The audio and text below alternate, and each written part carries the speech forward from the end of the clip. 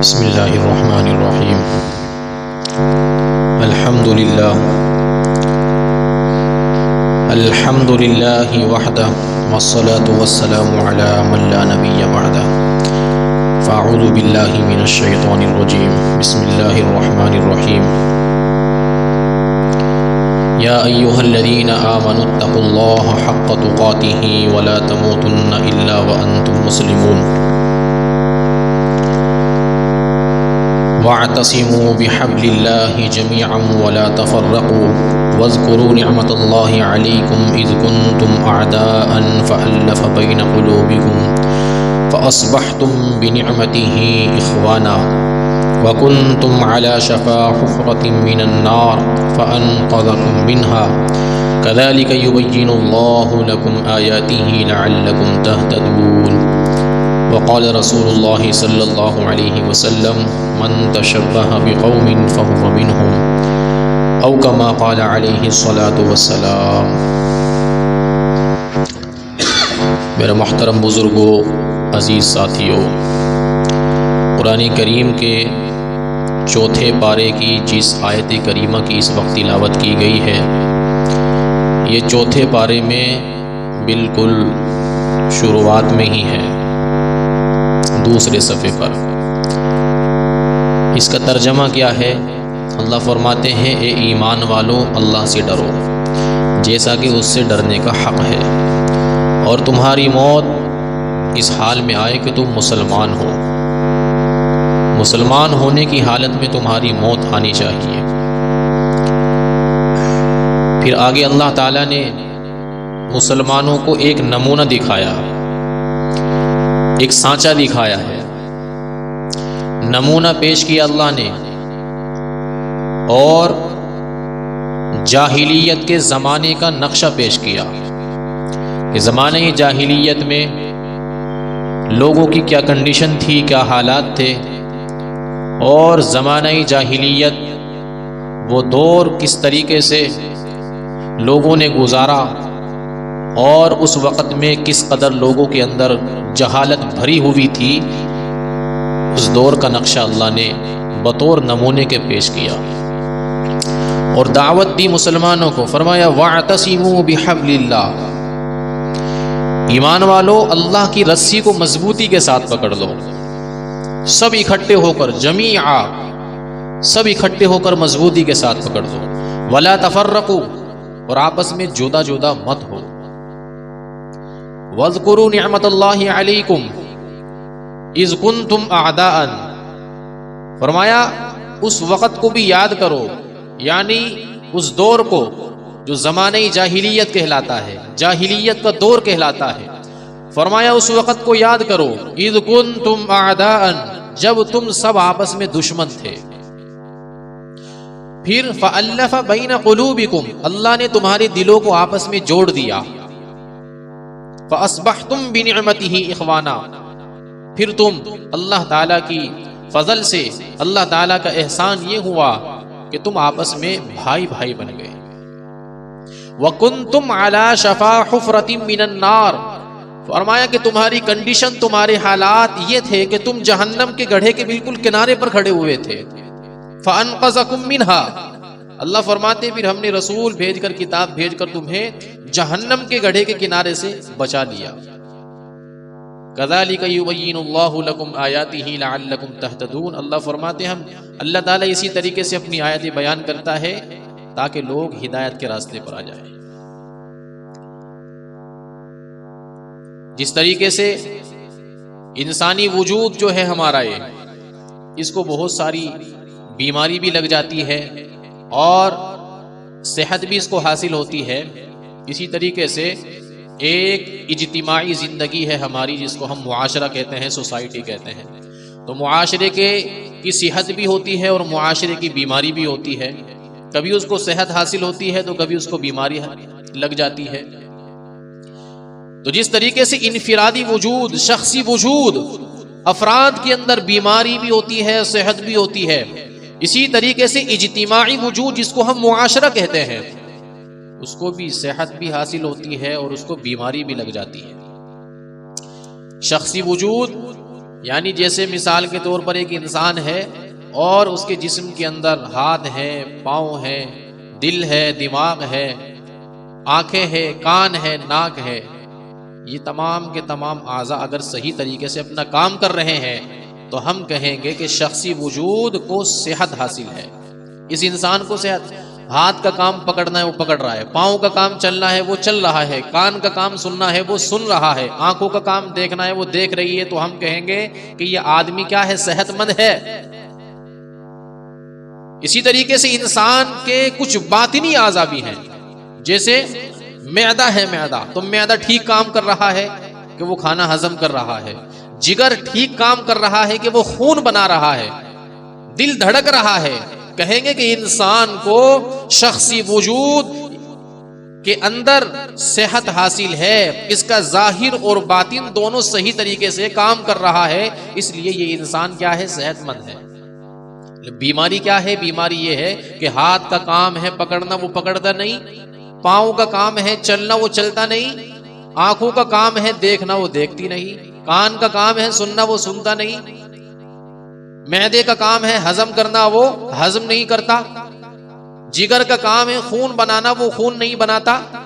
تو کہیں گے کہ بھائی یہ انسان بیمار ہے، اس کو شخصی طور پر بیماری لگ گئی ہے.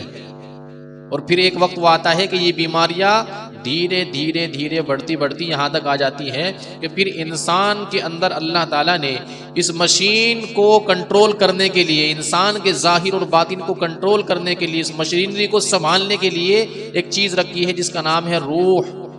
جب تک بدن کا روح سے کنیکشن مضبوط رہتا ہے اور مربوط رہتی ہے وہ جسم کے ساتھ روح، تو انسان تب تک زندہ رہتا ہے. اور اگر یہ رشتہ، یہ ربط ختم ہو جاتا ہے، یہ کنیکشن ٹوٹ جاتا ہے اور وہ چھوٹ جاتا ہے، تو پھر جو ہے انسان کی موت واقع ہو جاتی ہے. جب انسان کی موت واقع ہو جاتی ہے تو پھر انسان کے جو اعضاء ہیں یہ دھیرے دھیرے منتشر ہونے لگتے ہیں، بکھرنے لگتے ہیں، ہاتھ الگ، پاؤں الگ، اسی طریقے سے پھر ہر ایک چیز جو ہے انسان سے جدا ہو جاتی ہے. یعنی شخصی وجود جو ہے یہ بکھر جاتا ہے، منتشر ہو جاتا ہے. اسی طریقے سے معاشرہ ہے ہمارا. معاشرے کو صحت کب حاصل ہوتی ہے؟ معاشرے کو صحت اس وقت حاصل ہوتی ہے جب کہ معاشرے کے افراد، زید، بکر، عمر وغیرہ، یہ جو ہے صحیح طریقے سے اپنے اپنے فریضے کو انجام دے رہے ہو. مثال کے طور پر ایک شخص ہے جس کو ہم جمع دار کہتے ہیں، اس کا کام یہ ہے کہ وہ نالیاں صاف کرتا ہے، وہ صاف صفائی کا کام کرتا ہے، وہ اپنا کام صحیح طریقے سے ادا کر رہا ہے، اپنی ڈیوٹی صحیح طریقے سے نبھا رہا ہے. افسر ہے، افسر وہ دفتر میں بیٹھا ہوا اپنا کام صحیح طریقے سے کر رہا ہے. ایک خاتون ہے، وہ کسی کی بیوی ہے، اس کو بیوی ہونے کا احساس ہے، شوہر کا احساس ہے کہ میں کسی کی بیوی ہوں، اس کے میرے اوپر کچھ حقوق ہیں. اسی طریقے سے شوہر کو احساس ہے کہ میری یہ بیوی ہے اور اس کے میرے اوپر کچھ حقوق ہیں. اولاد کو احساس ہے کہ میرا باپ ہے، میری ماں ہے، اس کے کچھ حقوق میرے ذمے ہیں. والدین کو احساس ہے کہ یہ ہماری اولاد ہے، اس کے حقوق کچھ ہمارے ذمے ہیں. اسی طریقے سے پورا معاشرہ جو ہے وہ صحیح معنی میں ایک دوسرے کے حقوق ادا کر رہا ہے، تو پھر یہ معاشرہ کہلائے گا کہ یہ معاشرہ بڑا صحت مند ہے. بیماری کیا ہے معاشرے کی؟ بیماری معاشرے کی یہ ہے کہ جناب مال میرا ہے، ناجائز طریقے سے آپ نے اس کو ہڑپ لیا، ناجائز طریقے سے آپ نے چرا لیا. زمین میری ہے، ناجائز طریقے سے آپ نے اس کے اوپر قبضہ جما لیا. کھیتی میری ہے، فصل میری ہے، ناجائز طریقے سے آپ نے اس کو کاٹ لیا، اس کو چرا لیا، چوری چھپے اس کے صفایا کر دیا. بیوی ہے، وہ شوہر کے حقوق ادا نہیں کرتی بلکہ شوہر سے وہ بغاوت کرتی پھرتی ہے، شوہر کی باغی بنی پھرتی ہے. شوہر ہے، وہ بیوی کے حقوق ادا نہیں کرتا. اولاد ہے، وہ ماں باپ سے بغاوت کرتی پھرتی ہے. ماں باپ ہے، اولاد کے حقوق ادا نہیں کرتے. افسر جو ہے دفتر میں بیٹھا ہوا وہ ٹائم پاس کر رہا ہے اور وقت کو برباد کر رہا ہے، اس کے جو فرائض ہیں اس کے ذمے میں ان کو ادا نہیں کرتا. حاکم وقت ہے، اس کو اس بات کی کوئی فکر نہیں ہے کہ کسی کے اوپر ظلم و ستم ہو رہا ہے، کسی کا ناجائز طریقے سے مال ہڑپا جا رہا ہے. اس کو کوئی فکر نہیں ہے کہ معاشرے کے اندر جرائم ہو رہے ہیں، معاشرے کے اندر قتل و غارت گری ہو رہی ہے. کوئی فکر نہیں ہے. ہر آدمی اپنی خواہشات کے پیچھے چلا ہوا ہے اور اپنی منمانی زندگی گزار رہا ہے. تو اب کہیں گے کہ جناب یہ معاشرہ صحت مند نہیں ہے بلکہ معاشرہ بیمار ہے.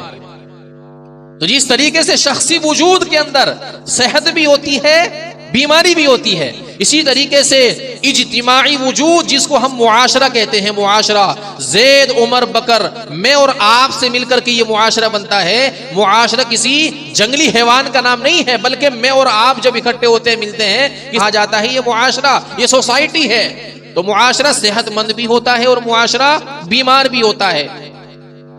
اور بیمار کب ہوتا ہے میں نے آپ کو بتایا کہ ہر آدمی اپنی خواہشات کے پیچھے اور اپنی منمانی میں لگا ہوا ہے، اللہ تعالیٰ کے احکامات کی کسی کو کوئی فکر نہیں ہے، رسول اللہ صلی اللہ علیہ وسلم کے طریقے کی کسی کو کوئی پرواہ نہیں ہے۔ تو اللہ تبارک و تعالیٰ نے ایک نمونہ پیش کیا، فرمایا کہ زمانہ جاہلیت کے اندر کنڈیشن یہ تھی وَكُنْتُمْ أَعْدَاءً، کہ تم سب ایک دوسرے کے آپس میں دشمن تھے۔ آج ہم اپنے محلے کے اندر، اپنے معاشرے کے اندر اور اپنے شہر کے اندر نظر اٹھا کر کے دیکھیں، شہر ہی نہیں بلکہ اپنے ملک کے اندر نظر اٹھا کر کے دیکھیں، بلکہ عالمی سطح پر انسانی برادری کو دیکھیں، بالکل وہی کنڈیشن ایک دم نظر آ رہی ہے جو اللہ نے فرمایا وَكُنْتُمْ أَعْدَاءً۔ زمانے جاہلیت میں تمہاری کنڈیشن یہ تھی کہ تم سب آپس میں ایک دوسرے کے دشمن تھے، کسی کے دل کے اندر دوسرے کی کوئی ہمدردی، کوئی خیر خواہی نہیں تھی، جس کو چاہا اٹھا کر کے قتل کر دیا، یتیموں کا خون پی لیا، زندہ گاڑ دیا۔ یہ کنڈیشن تھی زمانے جاہلیت کے اندر، خون کو چاٹ دیا کرتے تھے، بچی پیدا ہوتی تھی زندہ زمین میں گاڑ دیا کرتے تھے۔ قرآن کریم نے اس کا نقشہ کھینچا ہے، تو فرمایا کہ وہ کنڈیشن جو زمانے جاہلیت میں تھی، آج تم اپنے معاشرے کے اندر دیکھو، شہر کے اندر نہیں، ملک کے اندر نہیں، بلکہ عالمی سطح پر دیکھو، وہی کنڈیشن بالکل ہے کہ سب کے سب ایک دوسرے کے دشمن ہیں، ہر آدمی کو اپنی ذات کی فکر ہے، دوسرے اور سامنے والے کا کوئی احساس نہیں ہے۔ ہر آدمی یہ چاہتا ہے کہ جتنا میرے بس میں ہے سامنے والے کو لوٹ لوں، جتنا میرے بس میں ہے سامنے والوں کو لوٹ لوں۔ بے دریغ آج قتل کر دیے جاتے ہیں، دیانتی تھی، چوری تھی، ڈاکہ تھا، شراب نوشی تھی، زناکاری تھی، اغوا تھے، قتل تھے، کسی کا کوئی احساس نہیں تھا۔ وہی کنڈیشن بالکل آج ہے، چوری، ڈاکہ، زناکاری اور اغوا، قتل اور اللہ تعالیٰ کے احکامات کو فراموش۔ کسی کو کوئی احساس نہیں ہے کہ ہم دنیا کے اندر کیوں آئے، ہمارے آنے کا ریزن، ہمارے آنے کا مقصد، منشا کیا ہے۔ بالکل وہی زمانے جاہلیت کے رستے پر، زمانے جاہلیت کی ڈگر پر چل رہے ہیں۔ اللہ فرماتے ہیں وَكُنْتُمْ أَعْدَاءً، تم سب آپس میں ایک دوسرے کے دشمن تھے، اور وَكُنْتُمْ عَلَى شَفَا حُفْرَةٍ مِّنَ النَّارِ، جہنم کے گڑھے کے کنارے پر کھڑے ہوئے تھے، ادھر مرے اور ادھر جہنم تیار ہے، یہ کنڈیشن تھی۔ بتائیے آج وہ کنڈیشن نہیں ہے۔ انفرادی زندگی کے اندر ہم دیکھیں، ہمارے 24 گھنٹے کی زندگی کو اگر آپ دیکھیں، کتنا ہماری زندگی، کتنا ہمارا وقت اللہ تعالیٰ کے احکامات کے، اللہ تعالیٰ کی اطاعت کے اور رسول اللہ کی سنت کے مطابق گزر رہا ہے، اور کتنا وقت ہمارا شیطان کی اتباع میں گزر رہا ہے۔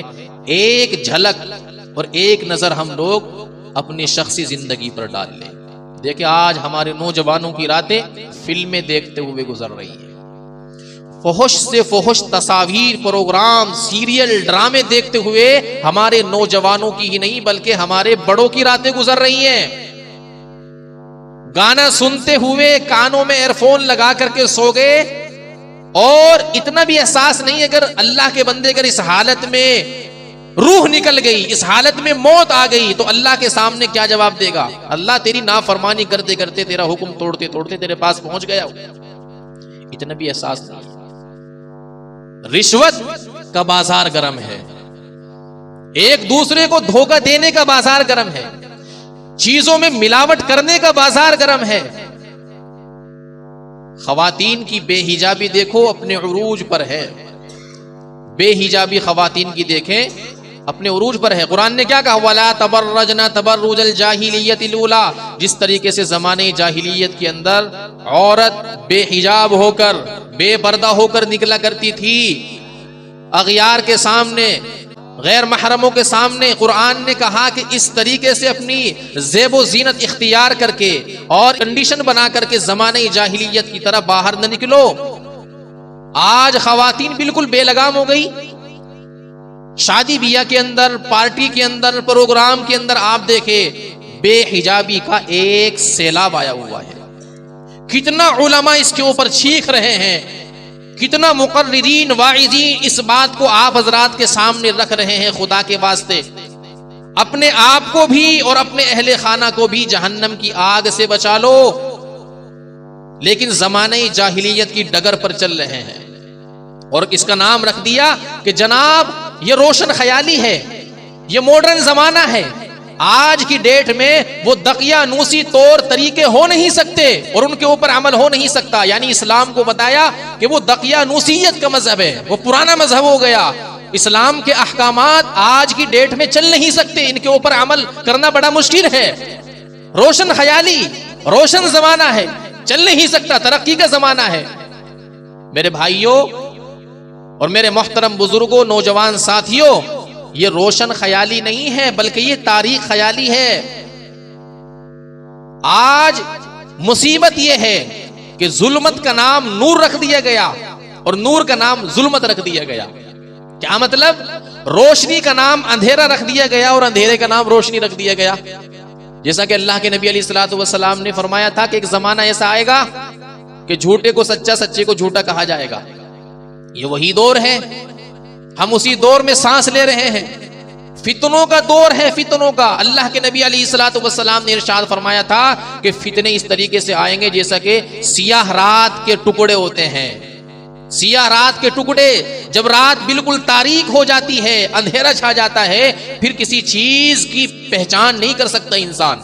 فرمایا کہ ایک زمانہ ہے اور ایسا زمانہ ہوگا کہ انسان صبح کو مومن، شام کو کافر، شام کو مومن، صبح کو کافر ہوگا. یہ کنڈیشن ہوگی، یہ کنڈیشن ہوگی.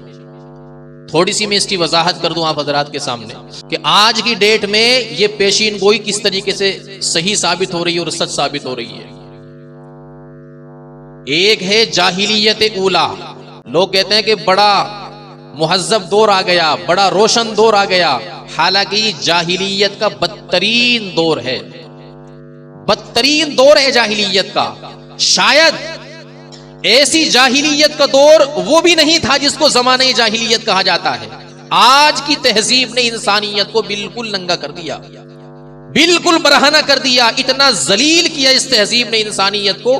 شاید جاہلیت اولا، پہلی جاہلیت کے دور میں بھی انسانیت اتنی ذلیل نہیں ہوئی تھی. باتیں ایسی ہیں کہ ان کو جو ہے بالکل وضاحت کے ساتھ آپ حضرات کے سامنے بیان نہیں کیا جا سکتا. ماشاءاللہ آپ حضرات سمجھدار ہیں، سمجھتے ہیں. فرمایا ایک ہے جاہلیت اولا، ایک ہے جاہلیت اخرى. جاہلیت اولا حضور علیہ الصلوۃ والسلام کی آمد سے پہلے کا جو زمانہ ہے، صحابہ کرام نے جس دور میں زندگی گزاری اس کو کہا جاتا ہے جاہلیت اولا. اس دور کے اندر کتے سے بڑا پیار کرتے تھے لوگ باغ، بڑا محبوب تھا کتا ان لوگوں کا. زمانہ جاہلیت کے اندر بڑا پیار کرتے، بڑا محبوب تھا. اللہ کے نبی علیہ الصلوۃ والسلام تشریف لائے تو سب سے پہلے جب مدینہ منورہ کے اندر آپ صلی اللہ علیہ وسلم تشریف لائے تو آپ نے اعلان فرما دیا کہ جہاں بھی دیکھو کتوں کو قتل کر دو. کیوں؟ اس لیے کہ اب ان کی نفرتیں ان کے دلوں کے اندر بٹھانی. فرمایا جہاں کتوں کو دیکھو قتل کر دو. صحابہ کرام فرماتے ہیں ہم نے اتنا مبالغہ کیا کہ جہاں کتوں کو دیکھا قتل کر دی. یہاں تک کہ دیہات سے ایک خاتون آتی تھی، اس کے ساتھ اس کا کتا ہوتا تھا حفاظت کے لیے. ہم لوگ اتنی مبالغے پر آ گئے کہ ہم نے اس کو بھی اٹھایا اور قتل کر دیا. یعنی اتنا زیادہ اس کی نفرت دلوں کے اندر بٹھائی گئی. پھر اللہ کے نبی علیہ الصلوۃ والسلام نے حکم کے اندر تخفیف فرما دی اور فرمایا علیکم بالاسود فانہ شیطان. فرمایا کہ بھائی سب کتوں کو نہیں، صرف کالے کتے کو دیکھو اس کو قتل کرو، اس لیے کہ وہ شیطان ہوتا ہے. پھر کہتے ہیں پھر حکم کے اندر تخفیف ہوئی، ہلکا پن پیدا ہوا اور فرمایا کتا اگر کسی برتن کے اندر منہ ڈال دے تو اس کو 7 مرتبہ اچھی طریقے سے دھو، صاف کرو. کتے کا جھوٹا ناپاک، اس کا لعاب ناپاک ہے، اگر کپڑے پر لگ جائے تو کپڑا ناپاک ہے. اس طریقے سے اللہ کے نبی علیہ الصلوۃ والسلام نے دھیرے دھیرے دھیرے دھیرے کتے کی نفرت دلوں کے اندر بٹھا دی. اب آپ یہ دیکھیے کہ حضور علیہ الصلوۃ والسلام کے فرمان سے پہلے، تشریف آوری سے پہلے کتا محبوب تھا انسانوں کا. تو یہ ظلماتی دور تھا یا نورانی دور تھا؟ یہ روشن خیالی تھی یا تاریخ خیالی تھی؟ بلکہ یہ تاریخ خیالی تھی. اسی لیے تو اللہ کے نبی علیہ الصلوۃ والسلام نے کہا کتے کی نفرت دلوں کے اندر بٹھائی. تو روشن خیالی کیا ہے؟ کتے سے نفرت کرنا، کتے سے محبوب. اور آج جس قوم کی نقالی، جس قوم کے نقش قدم پر ہم لوگ چل رہے ہیں اور باعث فخر سمجھا جاتا ہے ان کے نقش قدم پر چلنے کو، کتا ان کا کتنا محبوب، اتنا محبوب ہے کہ زمانہ جاہلیت کے اندر بھی نہیں تھا. دوسری چیز کو دیکھیے، کھڑے ہو کر پیشاب کرنا زمانہ جاہلیت کے اندر باعث فخر سمجھا جاتا تھا. اللہ کے نبی علیہ الصلوۃ والسلام تشریف لائے، آپ نے کہا کہ بیٹھ کر اور پردے کے اہتمام کے ساتھ استنجا اور پیشاب کیا کرو. حدیث پاک کے اندر ہے اللہ کے نبی علیہ الصلوۃ والسلام نے ایک مرتبہ پورے پردے کے اہتمام کے ساتھ بیٹھ کر پیشاب کیا. ایک کافر مشرک دیکھ رہا تھا، اس نے کہا انظروا الی ھذا، دیکھو دیکھو اس کو، یبول کما تبول المرأۃ، فرمائے دیکھو دیکھو یہ مسلمانوں کے نبی کو دیکھو کیسے بیٹھ کر کے اور عورتوں کی طرح پیشاب کر رہا ہے. یعنی ان کے نزدیک کھڑے ہو کر پیشاب کرنا روشن خیالی تھی. وہ سمجھتے تھے کہ یہ بڑا باعزت اور مہذب طریقہ ہے. اللہ کے نبی علیہ السلام نے فرمایا زمانہ جاہلیت کا طریقہ، جہالت کا طور طریقہ ہے، اور فرمایا کہ کھڑے ہو کر پیشاب نہیں کرنا بلکہ بیٹھ کر پیشاب کرنا ہے. آج کل اس کو بھی جو ہے عیب سمجھا جانے لگا کہ بھائی بیٹھ کر پیشاب کریں گے تو عورتوں سے مشابہت ہو جائے گی، اس لیے کھڑے ہو کر کے پیشاب کرو. اور مسلمانوں میں بھی بعض نوجوانوں کے اندر یہ دیکھا گیا ہے کہ وہ کھڑے ہو کر کے پیشاب کرتے ہیں، اور جب کھڑے ہو کر کے پیشاب کیا تو کتنی چھینٹیں کپڑوں کے اوپر اور پینٹ کے اوپر، پاجامے کے اوپر پڑی، آپ اندازہ نہیں لگا سکتے. اگر اس کی مجموعی مقدار کو دیکھا جائے تو اتنی ہو جاتی ہے کہ نماز نہیں ہوگی اس کے اندر. اللہ کے نبی علیہ الصلوۃ والسلام نے کیا کہا؟ اس جہالت کا طور طریقہ تھا، بلکہ بیٹھ کر پیشاب. اسی طریقے سے سود زمانہ جاہلیت کے اندر کئی قسمیں تھی، اور آج آپ دیکھو یوں کہا جاتا ہے کہ بھائی آج کی ڈیٹ میں سود سے منع کرنا، لون سے منع کرنا، یہ مصلحت کے اور عقل کے تقاضے کے خلاف ہے. اللہ کے حکم کو کیا کہا کہ یہ مصلحت کے خلاف ہے، عقل کے خلاف ہے. ایک مثال آپ کو دیتا ہوں. دیکھو جب اللہ تعالیٰ نے آدم علیہ الصلوۃ والسلام کو پیدا فرمایا تو تمام فرشتوں سے کہا اسجدوا لآدم، آدم علیہ السلام کے سامنے سجدہ کرو. تمام فرشتوں نے سجدہ کیا، لیکن ابلیس نے انکار کر دیا. اور دلیل کیا دی؟ دلیل یہ دی کہ خلقتنی من نار وخلقتہ من طین، اللہ آپ نے مجھے آگ سے پیدا کیا اور آدم کو مٹی سے پیدا کیا. تو یہ مصلحت کے خلاف ہے کہ آگ سے بنا ہوا آدمی مٹی کے بنے ہوئے آدمی کے سامنے جھکے. اللہ تعالیٰ کے حکم کے سامنے کیا اپنی عقل دوڑائی اور کہا کہ یہ مصلحت کے خلاف ہے. ایک سجدہ نہیں کیا شیطان نے، ایک سجدے سے انکار کیا تو اللہ نے کیا کہا؟ فَخْرُجْ مِنْهَا فَإِنَّكَ رَجِيمٌ، دفع ہو جا یہاں سے، نکل جا، تو مردود ہے. اور وَإِنَّ عَلَيْكَ لَعْنَتِي إِلَى يَوْمِ الدِّينِ، قیامت تک تیرے اوپر میری لعنتیں برسیں گی. ایک سجدہ نہ کرنے کی وجہ سے شیطان مارا گیا کہ نہیں مارا گیا؟ راندہ درگاہ ہوا کہ نہیں ہوا؟ جنت سے نکالا گیا کہ نہیں نکالا گیا؟ کیا کہا کہ مصلحت کے خلاف، اس لیے کہ آپ نے مجھے کس سے پیدا کیا؟ آگ سے، اور ان کو مٹی سے پیدا کیا. تو یہ مصلحت کے خلاف بات ہے. اللہ تعالیٰ نے ہمارے اوپر نماز فرض کی، کتنے لوگ ہیں جو پابندی کرتے ہیں؟ فجر کی نماز فرض ہے کہ نہیں ہے؟ فجر کی نماز میں کتنی رکعتیں ہیں؟ 4. اور سجدے کتنے ہوئے؟ 8. تو 8 سجدے ہو گئے. ظہر کی نماز 12 رکعتیں اور سجدے کتنے؟ 24 ہو گئے. عصر کی نماز کتنی رکعتیں؟ 8. کتنے سجدے وہ گئے؟ مغرب کے سجدے گئے، عشاء کے سجدے گئے.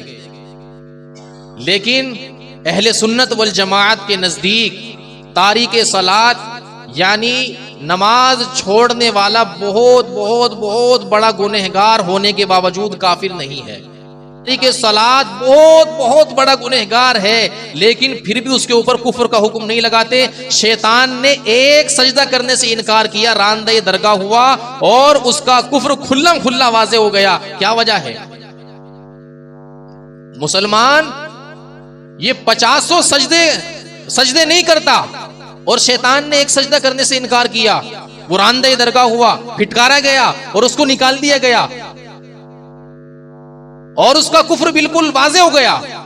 کیا وجہ ہے میرا محترم بھائیو؟ وجہ یہ ہے کہ مسلمان اگر نماز نہیں پڑھتا سستی کی وجہ سے، کاہلی کی وجہ سے، لیکن اپنے آپ کو گنہگار سمجھتا ہے کہ بھائی میرے اندر سستی، میری غفلت، میری کوتاہی ہے جو میں نہیں پڑھ رہا ہوں، اللہ کا نافرمان ہوں، گنہگار ہوں، اقرار کرتا ہے کہ میں مجرم ہوں اللہ کا، میری غفلت، میری سستی ہے، لیکن یہ تو نہیں کہتا کہ نہیں یہ جو ہے سجدے کرنا آج کی ڈیٹ میں مصلحت کے خلاف ہے. ایسا تو نہیں کہتا. اگر ایسا کہے گا تو فوراً دائرہ اسلام سے نکل جائے گا، مرتد ہو جائے گا، اس کے اوپر کفر کے احکام لاگو ہو جائیں گے. لیکن شیطان نے کیا کہا؟ اللہ کے حکم کو کہا کہ آپ کا یہ جو حکم ہے یہ مصلحت کے خلاف ہے. اور آج آپ دیکھیں جو میں نے روایت مشکات شریف کے اندر ہے، کتاب الفتن کے اندر یہ روایت فرمایا کہ ایک زمانہ ایسا آئے گا انسان صبح کو مومن، شام کو کافر، شام کو مومن، صبح کو کافر. کیسے ہوگا؟ فرمایا ایسے ہوگا آج کل جب عام مسلمانوں کے سامنے یہ بات رکھی جاتی ہے کہ دیکھو بھائی مذہب اسلام نے زنا کی سزا یہ بتائی ہے کہ اگر شادی شدہ ہے تو ان کو رجم کیا جائے گا اور اگر غیر شادی شدہ ہے تو ان کو 100 کوڑے لگائے جائیں گے. ایک مسلمان کے ارے یہ تو بہت سخت حکم ہے، آج کی ڈیٹ میں یہ مصلحت کے خلاف ہے. گیا ایمان سے. اللہ کے حکم کو کیا کہا؟ یہ مصلحت کے خلاف ہے، عقل کے خلاف ہے. چور کی سزا ہاتھ کاٹنا، کہا کہ یہ سزا ہم نہیں مانیں گے، یہ تو مصلحت کے خلاف ہے. ایک آدمی کے ہاتھ کٹ گئے وہ تو جو ہے لونجا ہو گیا، کسی کام کا نہیں رہا، یہ سزا تو مصلحت کے خلاف ہے. اللہ کے حکم کے بارے میں کیا کہا؟ مصلحت کے خلاف. اسی طریقے سے جب سود سے، لون سے منع کیا جاتا ہے کہ بھائی سود بیاج سے دور رہو، اور اللہ تبارک و تعالیٰ نے اعلان جنگ کیا ایسے آدمی سے، اور سود لینے والا، دینے والا، اس کے اوپر گواہ بننے والا، لکھنے والا، تمام کے اوپر اللہ کے رسول علیہ الصلوۃ والسلام نے لعنت فرمائی ہے. تو کیا کہتے ہیں کہ آج کی ڈیٹ میں یہ جو ہے سود سے منع کرنا، سود کے بغیر تو کچھ بھی نہیں ہو سکتا. ہماری پوری معیشت جو ہے، پوری تجارت سود اور لون کے اوپر ٹکی ہوئی ہے. آج کی ڈیٹ میں سود سے منع کرنا، لون لینے سے منع کرنا مصلحت کے خلاف. بتائیے ایمان رہا کہ نہیں؟ ایمان باقی رہا کہ ختم ہو گیا؟ اس لیے اللہ کے رسول نے فرمایا کہ صبح کو نکلے گا گھر سے ایمان کی حالت میں اور شام ہوتے ہوتے ایمان سے دستبردار ہو جائے گا. اس لیے کہ اللہ کے حکم کے اندر اپنی عقل دوڑائے گا، عقل کے گھوڑے دوڑائے گا اور کہے گا کہ اللہ کے حکم مصلحت کے خلاف ہے، آج کی ڈیٹ میں چلنے والا نہیں ہے. بتائیے ایمان سلامت رہا کہ گیا؟ یہ اس کی جو ہے اس کا مطلب ہے اللہ کے رسول علیہ الصلوۃ والسلام کے فرمان کا کہ صبح کو مومن ہوگا اور شام کو کافر ہو جائے گا. اس لیے فرمایا کہ فتنے آئیں گے اور ایسے ہوں گے جیسے سیاہ رات کے ٹکڑے ہوا کرتے ہیں. تو میرے محترم بھائیوں، عزیز دوستو، آج کی ڈیٹ میں اگر کسی کو یہود و نصارہ کی معیشت پسند ہے، یہود و نصارہ کے طور طریقے پسند ہے، ان کی شکل و صورت پسند ہے، اور اسلام کی تہذیب پر، اسلامی کلچر پر، ان تمام کے تمام کلچروں کو ترجیح دے رہا ہے اور فوقیت دے رہا ہے، تو میرے بھائیوں ایمان خطرے میں ہے. ایمان خطرے میں ہے، کسی وقت بھی ایمان سلب ہو سکتا ہے. اس بات کو سمجھانے کے لیے ایک چھوٹا سا واقعہ، اور یہ واقعہ کوئی ہوائی واقعہ نہیں ہے، بلکہ علامہ ظفر احمد عثمانی رحمت اللہ علیہ نے اس کو ایک مرتبہ اپنے بیان میں، تقریر میں سنایا تھا. اور انہوں نے کہا تھا کہ اگر میں نے حضرت مولانا اشرف علی تھانوی نور اللہ مرقدہ وبرد مصدعہ سے یہ واقعہ نہیں سنا ہوتا تو میں اس پر یقین نہ کرتا. حضرت سے میں نے یہ واقعہ سنا، حضرت سے یہ واقعہ منقول ہے، اس لیے اس واقعے کے صحیح ہونے میں کوئی تردد نہیں ہے، کوئی شک نہیں ہے. فرمایا کہ مکہ معظمہ کے اندر ایک بہت بڑا دیندار شخص صوفی تھا، بظاہر بہت بڑا نیک انسان تھا. اس کا انتقال ہو گیا، اس کو مکہ معظمہ کے قبرستان میں دفن کر دیا گیا، جنت المعلی میں.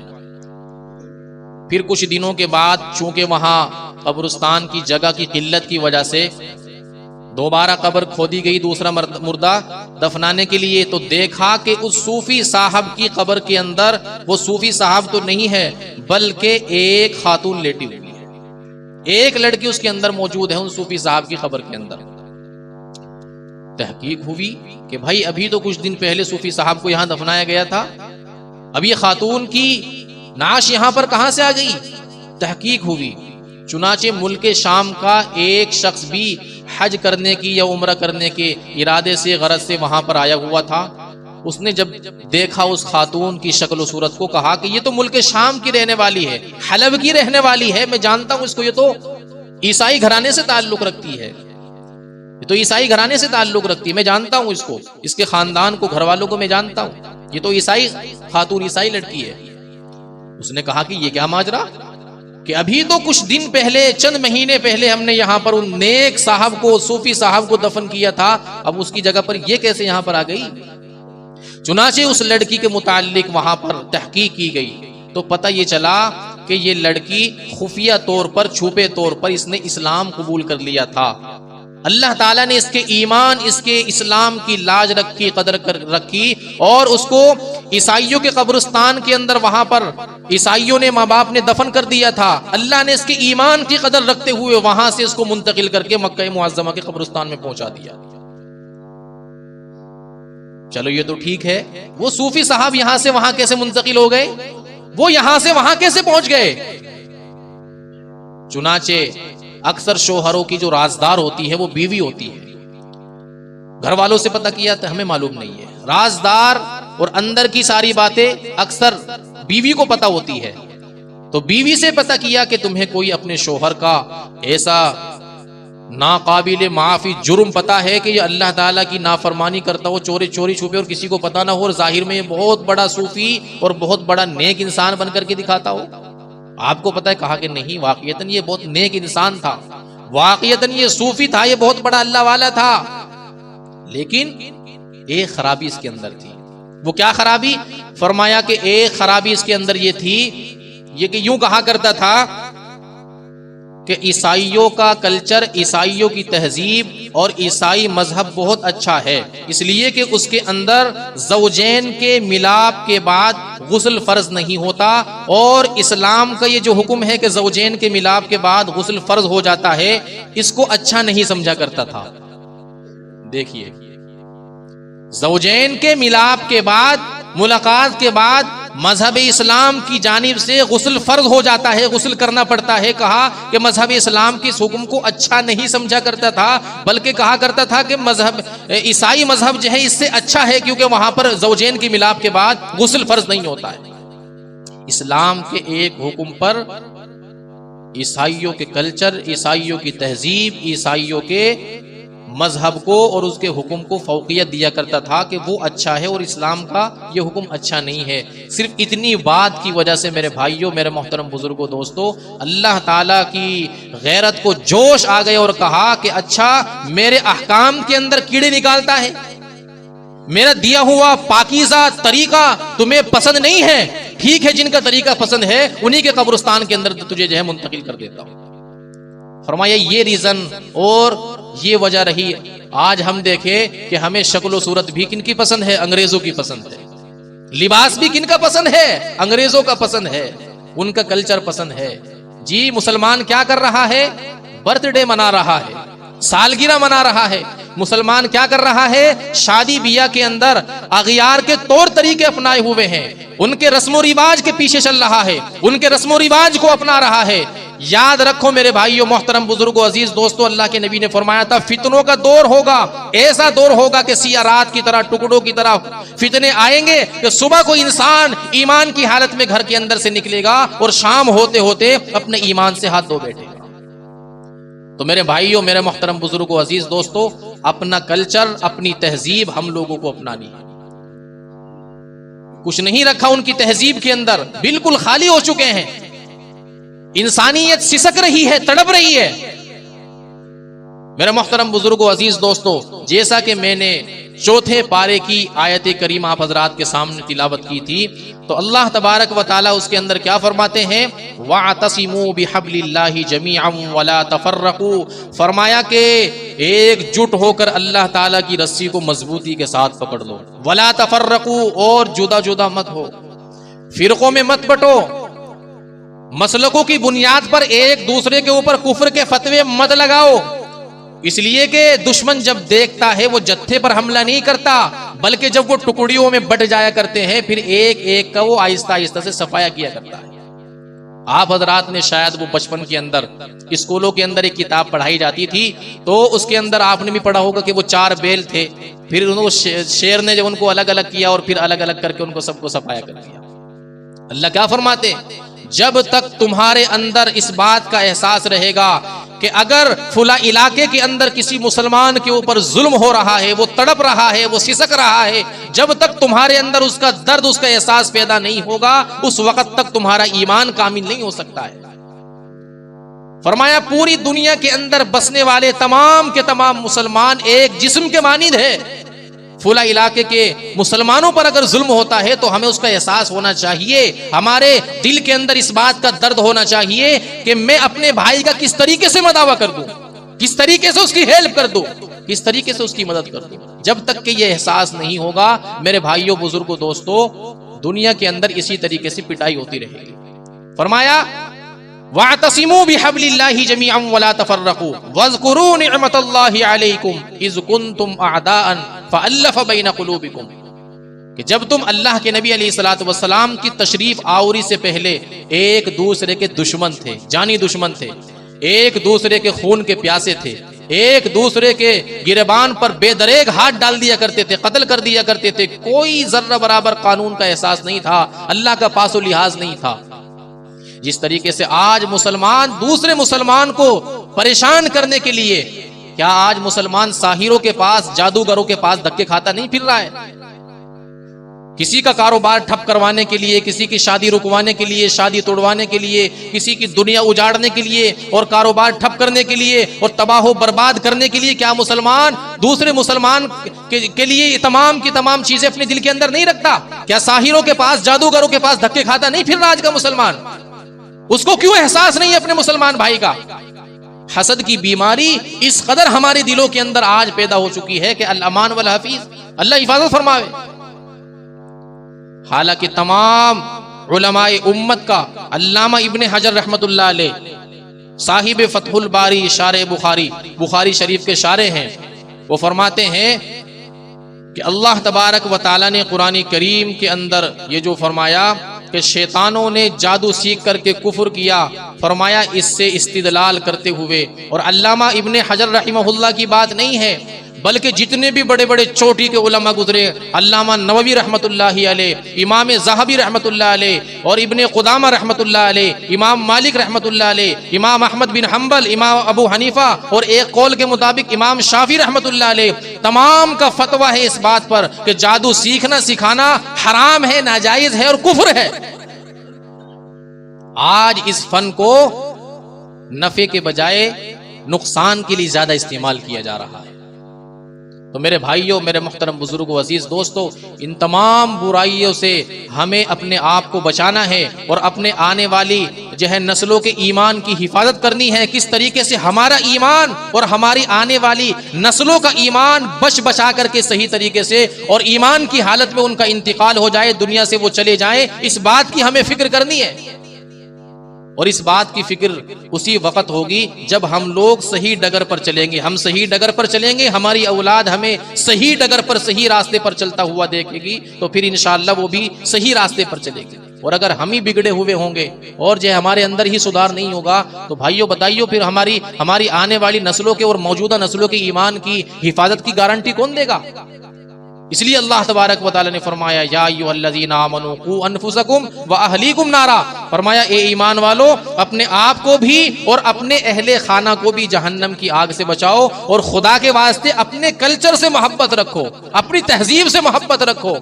کسی دوسرے کے کلچر کے ہم محتاج نہیں ہیں۔ اسلام نے کسی زندگی کے گوشے کو، شعبے کو خالی نہیں چھوڑا، تنہا نہیں چھوڑا کہ مذہب اسلام کے اندر اس شعبے کے اندر مسلمانوں کی کوئی رہنمائی نہیں ہے، لہٰذا دوسری قوموں کی نقل کر لو، ان کا اتباع کر لو۔ مذہب اسلام نے خالی اور تشنا چھوڑا ہی نہیں ہے۔ اللہ کے رسول نے فرمایا من تشبہ بقوم فہو منہم، جو آدمی جس قوم کے راستے پر چلے گا اس کا حشر انہی کے ساتھ ہو جائے گا۔ اللہ تعالی ہماری اور پوری امت کی اور تمام دنیا میں بسنے والے مسلمانوں کی حفاظت فرمائے اور اسلام سے پکی اور سچی محبت نصیب فرمائے۔ وآخر دعوانا الحمد للہ رب العالمین۔